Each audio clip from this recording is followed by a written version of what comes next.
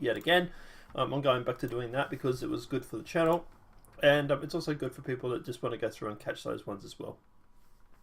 But alright, let's jump into it. So, EU elections were held over the weekend. We got the results yesterday morning, our time, literally about 24 hours ago, so wherever you are, minus a day, roughly that's when the results came in. There's been some huge shocks, there's been some huge gains, and obviously some of the people that we would like to have seen to run obviously haven't done well. But we'll talk about that in a sec. Centra, regarding staying up all night last night for the EU elections. Yeah, tell me about it, man. Yeah, guys, obviously, look, Janet, welcome to the chat. Guys, obviously, if you were in our Discord, you would have got the results for Tommy Robinson and Sargon and stuff like that pretty much live. Because when it was coming out, we were tweeting or typing it up on the Discord. So at the end of the day, changes the UK's Anne Soubry attacks her own leader after party fails to win a single seat at the European election. So Change UK has struggled in the wake of its electoral disaster, with one of its senior MPs attacking its own party's interim leader for suggesting the supporters should vote for the Liberal Democrats instead. Anne Salisbury, the party's Brexit spokesman, accused Heidi Allen of making bizarre comments ahead of the European election in which Change UK failed to win any MEPs. Days before, Miss Allen had spoken in support of voting Liberal Democrat candidates outside London and the South East, saying that had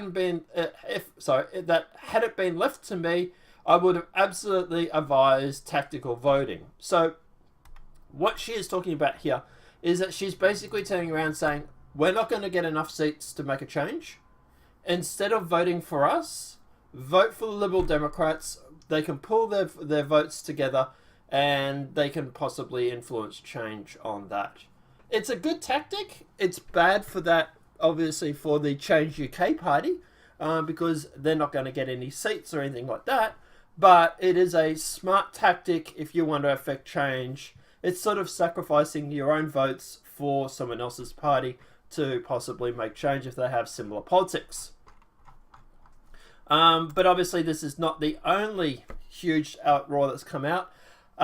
Guess how Marine Pen went in France? Sargon? Sargon. Why do I keep calling this Sargon? Satellite?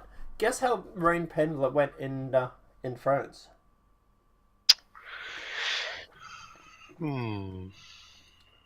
Terrible. No.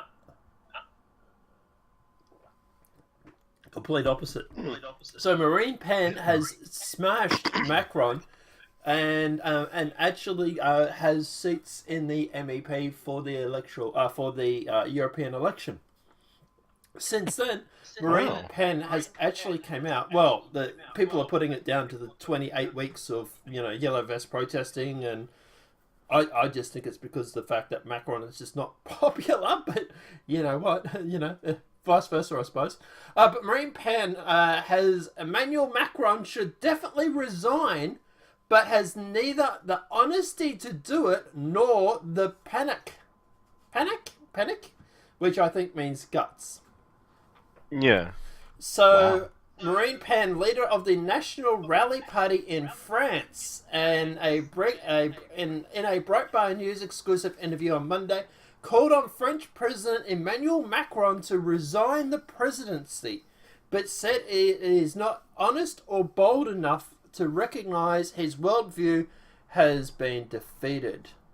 The United Kingdom, Le Pen noted that David Cameron stepped down as Prime Minister when the British people voted to leave the European election back in 2016. And in 2019, Le Pen noted Prime Minister Theresa May announced her plans to resign after the Brexit Party defeated her party and all others in the UK's European Election Parliament. Now, that's not entirely true. Theresa May saw the writing on the wall and then she left beforehand. But regardless.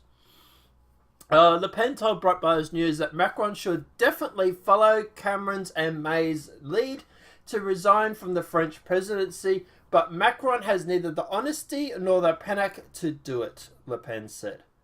Even if Macron hangs onto the presidency and refuses to resign despite the stinging defeat in this week's election, Le Pen told Breitbart News that Macron must dissolve parliament immediately and hold new elections as soon as possible.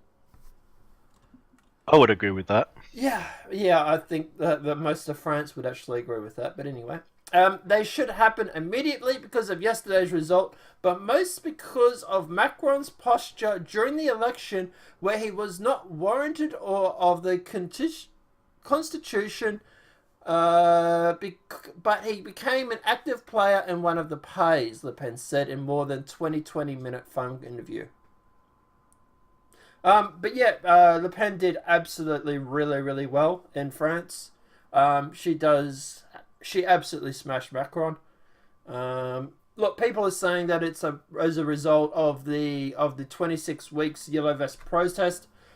I suppose at least the mainstream media is acknowledging that's still going at the moment. That's a plus, I suppose.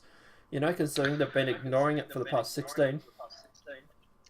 Yeah, not only that, they've been ignoring the fact that the violence against the protesters has been disgusting. Oh yeah, there's been a lot of photos that have come out where like French police have wrapped up people and like lined people up and it is like the photos that you saw coming out of World War Two. Mm. Like there's a whole bunch of people on their knees, hands behind their back, arrested. And someone actually went through and showed a photo of the two side by side. And dead set, make the photo from 2019 black and white, and it looks exactly like the, like the actual, like the World War II photos. So, yeah. But anyway, obviously, this is more more EU news. Farage declares that it's just the beginning after Brexit Party victory in the EU elections. So I do have a theory about this, but let's just jump into this for a sec.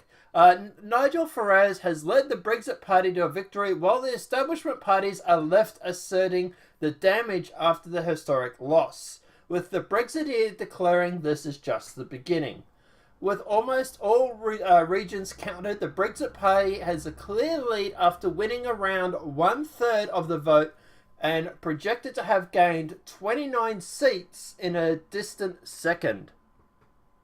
The pro-Remain Liberal Dems had won 15 seats. So to give you an idea, 15 seats for the people that wanted to stay, 29 seats for the people that wanted to leave. Almost double the amount of seats. Nice. At the end of the day, can we put this whole we want a second vote? Can we put this to bed now? Can the UK just get on and get out of the EU? Like, they've deliberately stalled. Theresa May talked about having a second referendum. Okay, here's your second referendum. This was your second referendum over the weekend. Right? People want to effing leave. So leave. Like, how many times do you have to get told to leave before you guys get the hint they want you to leave? But anyway. While the New Change UK or CUK establishment solely to stop Brexit failed to gain a single seat. Never before in British politics has a party in just 6 weeks old won national election, Farage posted to his Twitter on Monday. But if Britain does not leave the EU on October the 31st, the results will be repeated at a general election. History has been made. This is just the beginning.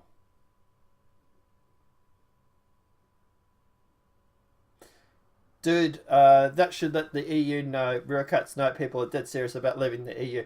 That is very true, Eric.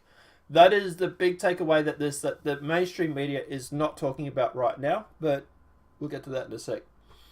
Brexit, the Brexit Party. Do you think... Okay, so and this is something that I was watching Gerald Button. I think it was Gerald Button talking about, where he turned around and he said that these guys don't really have a policy on anything but Brexit.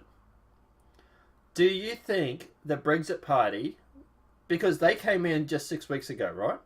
They came in Yeah. after Sargon and all these sort of guys announced that they were running. Hmm. Do you think that the establishment, for lack of a better word, thought it is probably better if we have Nigel Farage running against us than it is this UKIP complete strangers, internet celebrities going through and running? Do you think that maybe Brexit was brought in to sabotage UKIP's vote? It's possible. Mm. Because I was sort of looking at Nigel Farage's policies and stuff. Yeah, he's great on Brexit, and this is something that Gerald Button, I think it's Gerald Button, said. He's great on Brexit, but he's very light on immigration. He's very light on everything else, actually. People like to go through and claim that Nigel Farage is anti-establishment, and we've seen this when Macron was running with the election. We've seen them try and brand Emmanuel Macron as anti-establishment as well. But at the end of the day, the fact is that we knew that back then Macron. Look, he went to work with these guys in the past. He's worked with, these sort of fat cat bankers and everything in the past. How is Macron an anti-establishment? They always tried to make it out that Macron was an outsider when it came to France's 2018, I think it was, election. Now they're trying to do the same thing with Nigel Farage. He dodges Islam and immigration, Centra is saying in chat. Yeah, that's basically what I'm saying. Yeah, he's very light on immigration and on Islam. Yeah, basically, I think that when he saw people taking up the UKIP party, he ran away. I don't know. I tend to think that maybe he was controlled opposition from the start, and when his party got taken out and turned into something real, yeah, I think you might be onto something. He's gone and produced the UKIP party, Oh, and he's closed 2017. it down and Sorry, locked it down. 2017 for France's election. Really? It was 2 years ago. Sorry, what were you saying? What was I up to? Yeah, it's he's also locked down the new party, so it can't get infiltrated again. That's true. The party is very much picked by him. It is very much a authoritarian sort of design. Yeah, I don't know. It's just I'm thinking that the establishment would much rather have someone like Nigel Farage on their corner, or working with Nigel Farage, than they would with working with Sargon or Count Dankula or Gerald Button or any of the other guys. Yeah, and that's what I'm thinking. I think you're onto something there. Yeah, you're more than likely right on that. Maybe. Look, at the end of the day, Sargon, Count Dankula, Gerald Button, UKIP guys managed to watch this video for some weird reason. Don't give up. This was very much a vote on Brexit, I would say. And at the end of the day, I think that when it comes to the general elections, that UKIP will do a lot better than Brexit, because Brexit doesn't really have any policies. They start asking Nigel Farage about immigration, about Muslim radical Islam, stuff like that, and then at the end of the day, he's literally going to fall behind in the polls. Yeah, I hope he does. UKIP and the Brexit Party are the only parties who also bar people who are ex-Antifa, Britain First, EDL, and BNP. Yeah, that's true. Although, yeah, with Tommy Robinson, they were going to let him in.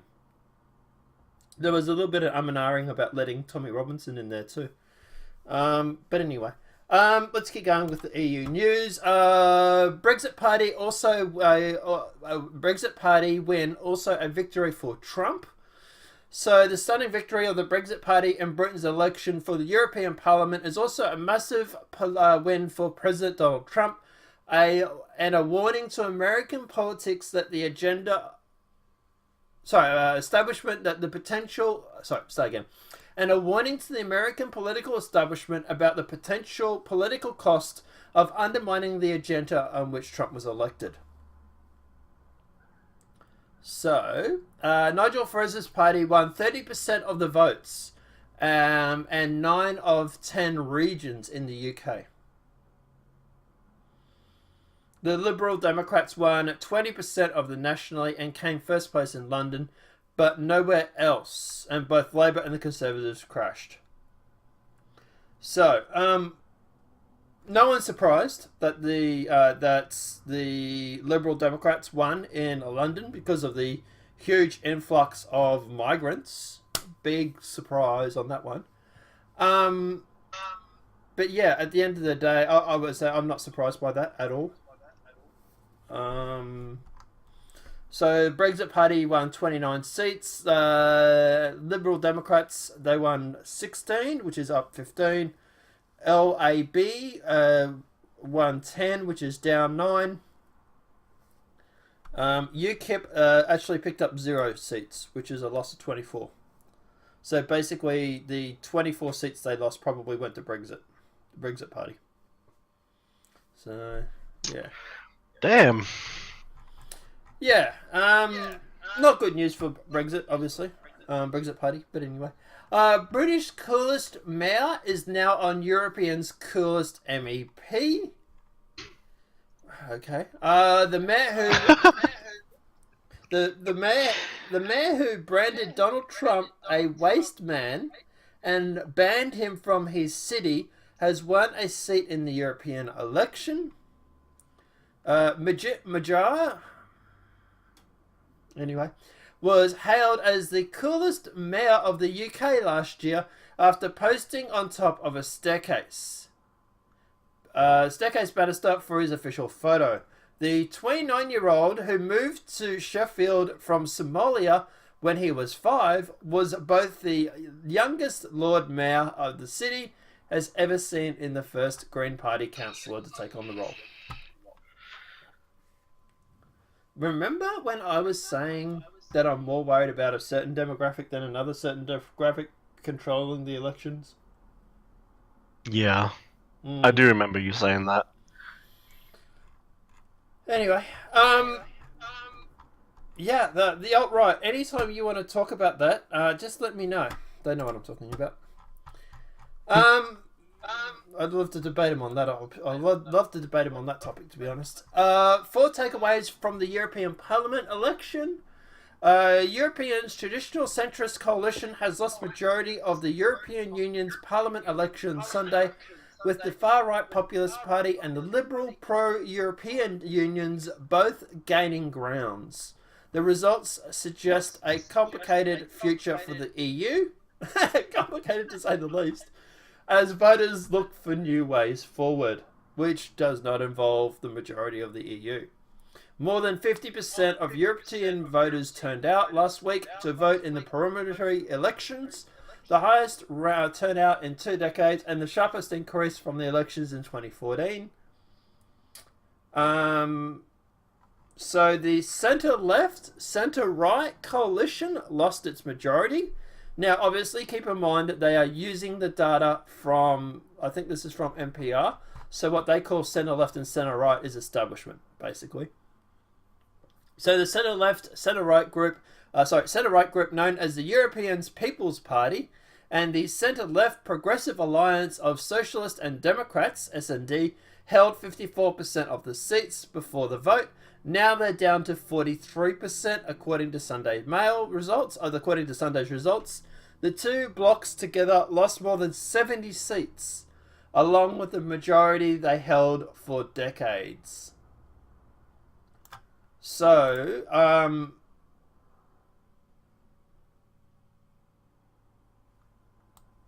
yeah, that's quite a loss. That's quite a big loss. They've lost 70 seats in the EU Parliament. The results suggest that European centrists will have to reach out and unite more broadly with liberal delegations in order to effect change, the main authority in the EU. Now, this is where I mean by their definitions. The far right, and that's their terms, not ours, of course, but gain ground, but not as much as expected. So don't worry, it's not a total disaster, so to speak. Populist Eurosceptic parties across Europe saw gains, but less than what some pre-election polls had predicted. But what the pro-EU forces had feared, and the various national parties' differences over issues like immigration and attitudes towards Russia could cloud perspectives for a united right. So, what happened was not really what a lot of people were fearing, that there would be a surge to the far right, populists. The Swedish Prime Minister and now co-chair of the European Council and Foreign Relations, Karl Brattwart, told NPR on Monday there was an increase by the far right, their quotes, not ours, but fairly marginal and far less than what people had predicted. So in other words, it's okay that they didn't gain as much as we expected, they're just gaining ground. And of course, when they mean by far right, well, we know what they mean by that. That's just basically anybody that's anti-establishment, anti-immigration, NGO, bringing a whole bunch of people over. So in France, the far right National Party, or what we like to call the people with brains, Le Pen narrowly beat French Prime Minister Emmanuel Macron's party coalition. Though Le Pen's party won by less than 1% with 23% of the votes, she dubbed it a victory for the people of Twitter. You always have to get worrying when they start talking about percentages. She only won by 1% more than Macron. Okay. How many people are in France? Millions? That 1%'s quite a big difference, really, isn't it? But how many seats did Le Pen win? I'm pretty sure she gained a few, actually. 1 seats. Yeah. In EU. I think she won in a landslide, isn't it? Just looking it up now. I thought it was quite a decent amount. Okay, so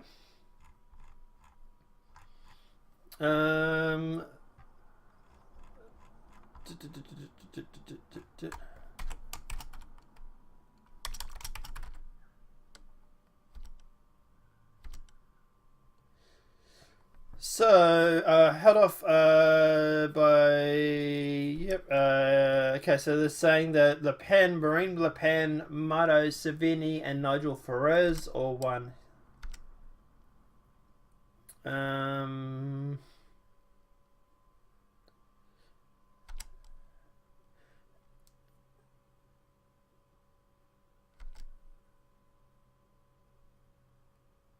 Alright, so he won 23% of the votes, she won 24.2%.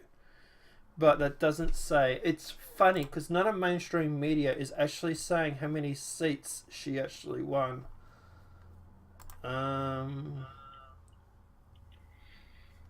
Do they have the preferences over there? Because if they do, yeah, they do. Yeah. I mean, maybe that's why they don't want to say the seats, because it might have been a narrow, victory on the surface, but the reality is that she might have just lost tons of seats.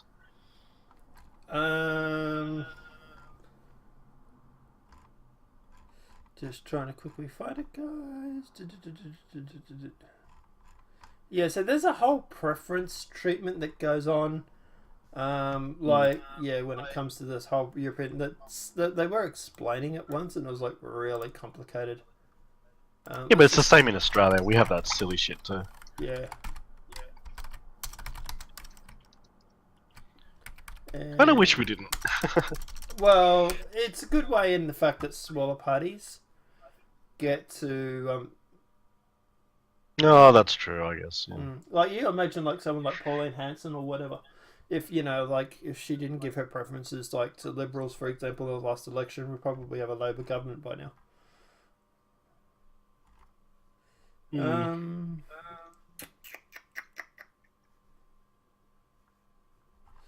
I can't seem to find. Oh, actually, I might have it on this here. What was her party? Did they say? Marine Le Pen. Yeah. Did I say what was her Oh, party? I'm not actually sure. National rally.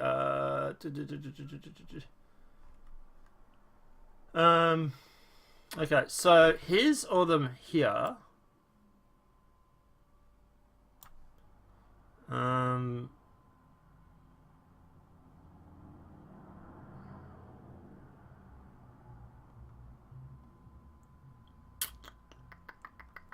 I can't find it, guys. I can't find how many seats.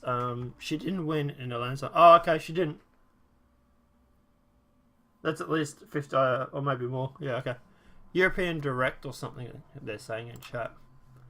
I heard it was a landslide. But National Rally Party. So National Rally.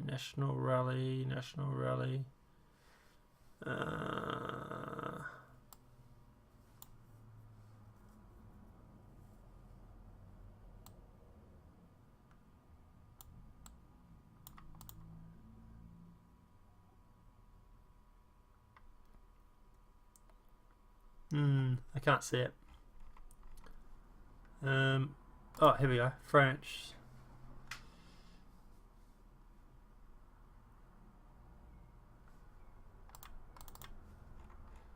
So,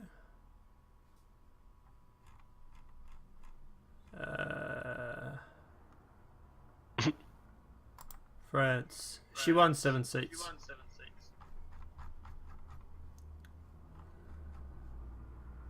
But that doesn't tell me how many were actually in there. So it's the EFF. EPP, sorry.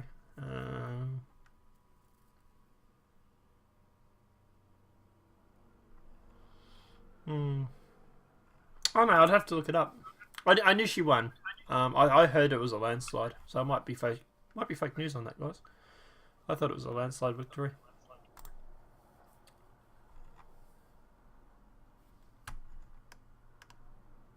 So yeah. Anyway, but beat French President Macron with less than 1% of the vote, with 23% of the votes. She adopted a victory for the people on Twitter. The League, Italy's far right, and you know what I mean by that. Their quotes, not ours. Populist Party, led by Deputy Prime Minister Matt Salvini, also saw a sweeping victory, garnering more than 34% of the country's vote. Not only is the largest top party in Italy, Marine is also the top party in France. Nigel Farage is the top party in the UK. So Italy, France, and the UK is a sign of Europe that's changing, Salvini said in a press. In Hungary, the nationalist Fritz party of Prime Minister Viktor Orban took more than 52% of the votes. In Austria, Conservative Chancellor Kurz Austrian People Party won the election Sunday, but Kurt was ousted Monday when he lost a no-confidence vote, stemming from the scandal that erupted last week over the coalition party far-right Freedom Party. The party feared worse than had previous elections. Although many of the far-right parties of Europe shared the goal of weakening the European Union, the clash on other pressing issues. In Italy, for instance, Salvini thought anti-immigration has advocated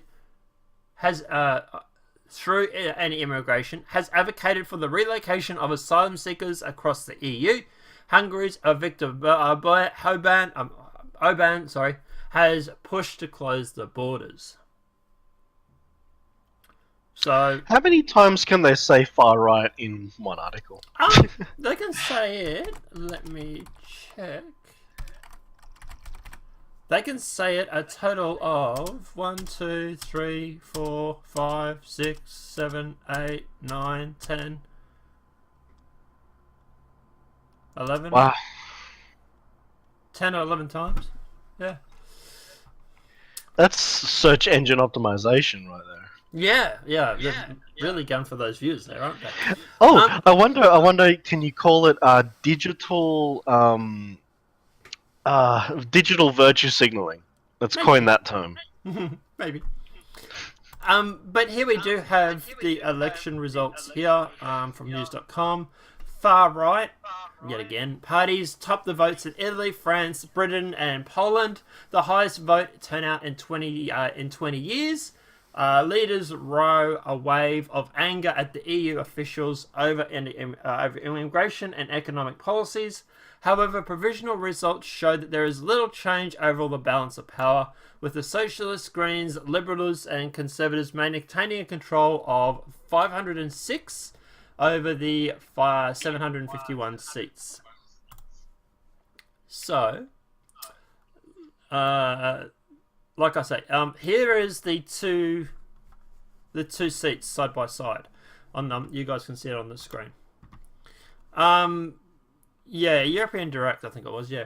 But I think the initials on it are different than what the actual name is. But anyway, here's the 2014 election here up the top, on the top right, and down the bottom is the pro-Brexit Parliament. So this is the one that was conducted just recently.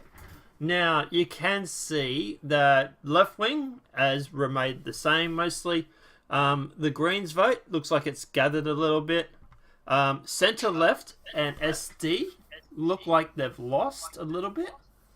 There's also been a little bit of a change when it came to, for example, I think that's the Romanian party. The Liberals, ALDE, Macron's Resistance and stuff like that, they've gained seats. The centre left, centre right, sorry, which is the EPP, which I think is actually, I think that's Le Pen's party actually.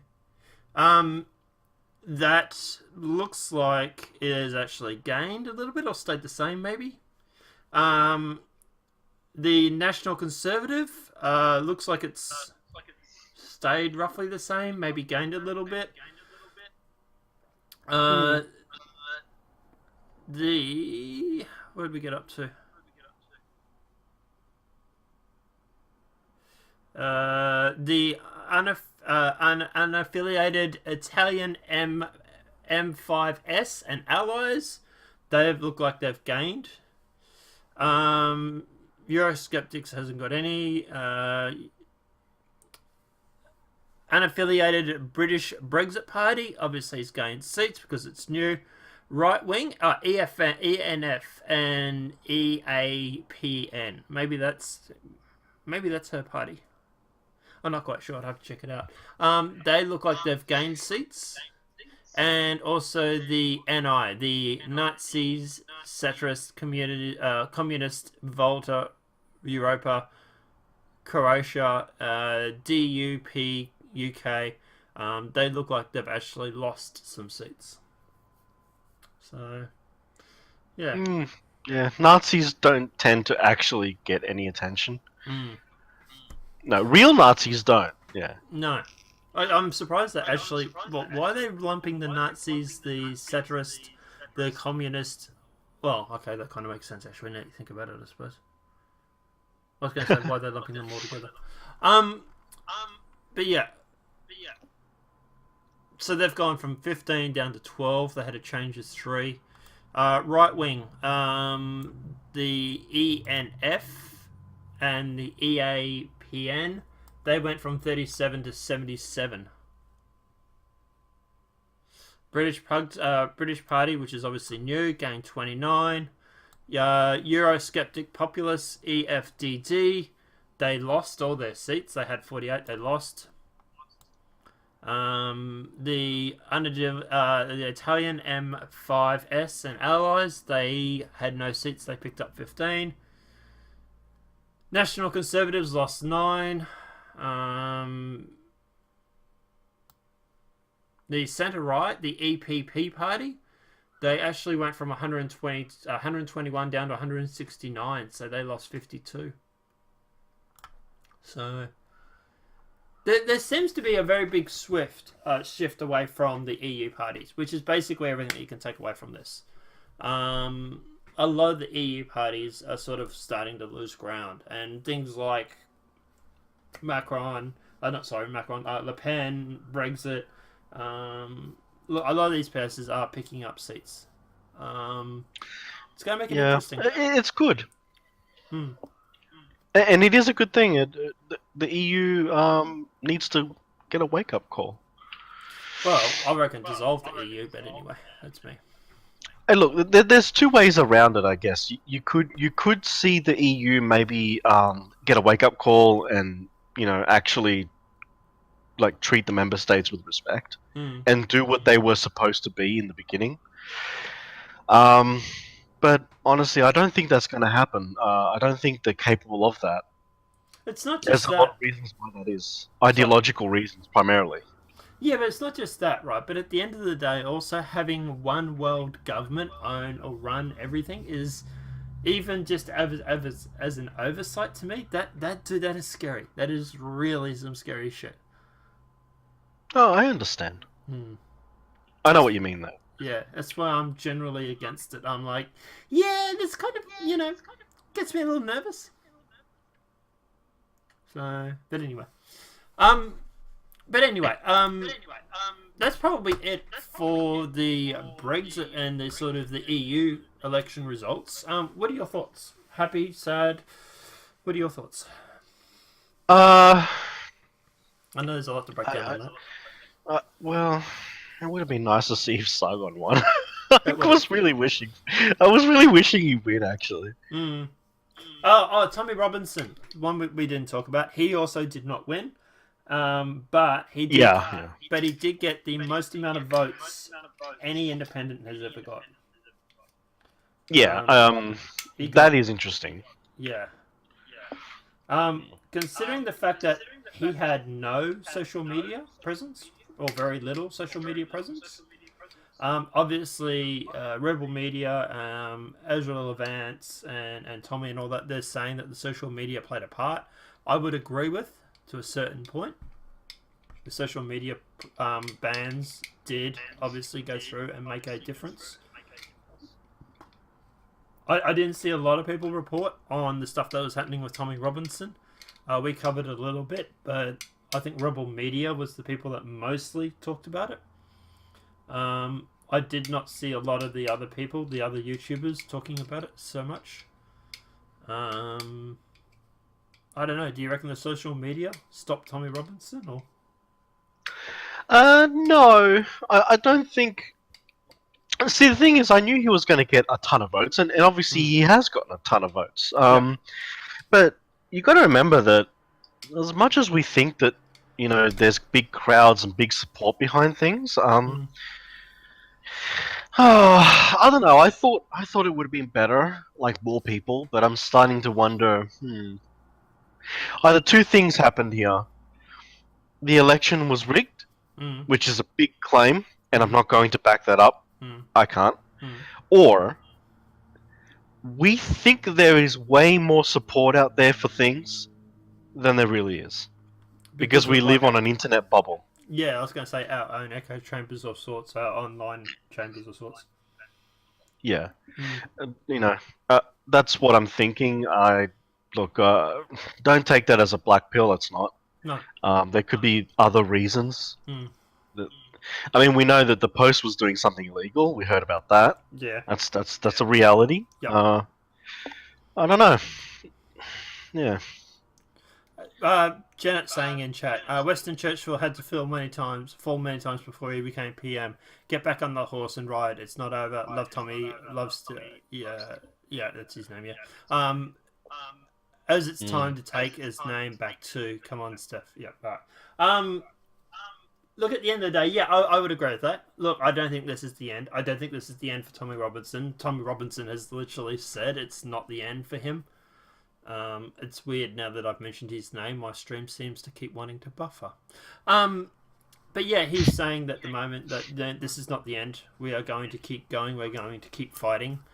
So that he's actually said that. I would agree. I would say that, look, at the end of the day, I do wonder if that the EU Parliament, or sort of not the EU, sorry, the establishment has gone through and sabotaged the UK party, Tommy Robinson's party by putting up Nigel Farage. We really didn't see the media hate campaign go against Nigel Farage. That's true. That's true. That's what. Yes, and I think that calling it Brexit party, I think was big on that. I'm actually thinking that there is a bit of a conspiracy around that, the media and Nigel Farage. Absolutely, because he is in the media. He is a radio host. Jesus. Yeah. Like he used to do his own radio talk show. Yeah. Like, and let's face it, last time he won the Brexit vote, the UKIP sort of thing, there was a lot of people claiming that he didn't go to the meetings, he didn't go to the UK meetings, he was sort of a bit of a lame duck sort of thing. It'll be interesting to see what happens now with him winning. Is he actually going to stand up, or is it going to be a case of yet again him seemingly winning the vote away from everybody else, and then basically not doing anything with it? If that happens again, gets the noggin jogging. Sorry, gets the noggin jogging.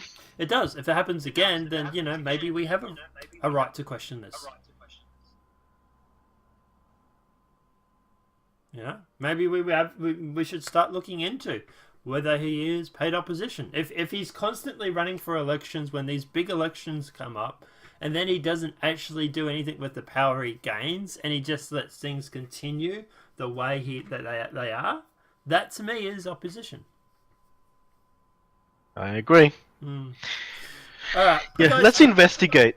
We really, you know what? Maybe we should look into this more, or someone should, maybe sooner rather than later, because aren't we running out of time too? Like, I don't want to sound alarmist, but I mean, when it comes to changing the direction that things are going, politics-wise and everything, we really are running out of time.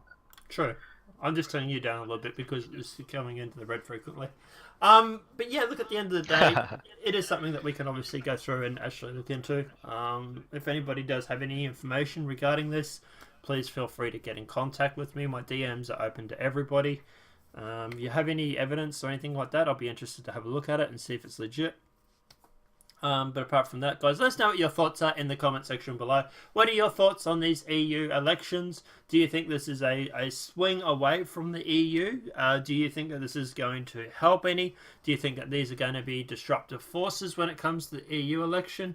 Do you think at the end of the day it was a little bit disappointing to see people like Sargon and whatnot lose? Do you think this is only the beginning? Let us know what your thoughts are in that comment section below.